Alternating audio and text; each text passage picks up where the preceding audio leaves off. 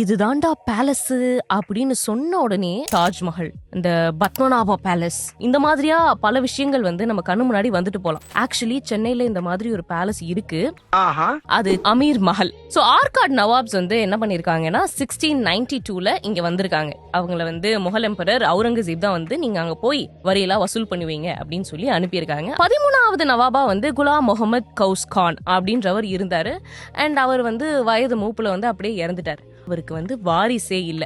நம்மள நிறைய பேர் கேள்விப்பட்டிருப்போம், பிரிட்டிஷ் வந்து இந்த டல்ஹவுசி திட்டம் அப்படின்னு ஒரு பிளான் வச்சிருந்தாங்க இல்லையா? அதாவது அரச குடும்பத்துல வாரிசே இல்லைன்னா அவங்களுடைய சொத்துக்கள் எல்லாம் வந்து அரசுடைமை ஆக்கிக்கிட்டாங்க. அந்த மாதிரி தான் இப்போ குலாம் முகமது கவுஸ்கான் இறந்ததுக்கு அப்புறமா பிரிட்டிஷ் அவங்க கிட்ட இருந்து இந்த Chepauk stadium, palace, presidency college இருக்கு இல்லையா, அது எல்லாத்தையுமே வந்து எடுத்துக்கிட்டாங்க. இதெல்லாம் எடுத்துக்கிட்டு அதுக்கு பதிலா நீங்க வேணா இதை வச்சுக்கங்களேன் அப்படின்னு சொல்லி அமீர் மஹல் வந்து அவங்களுக்கு கொடுத்திருக்காங்க.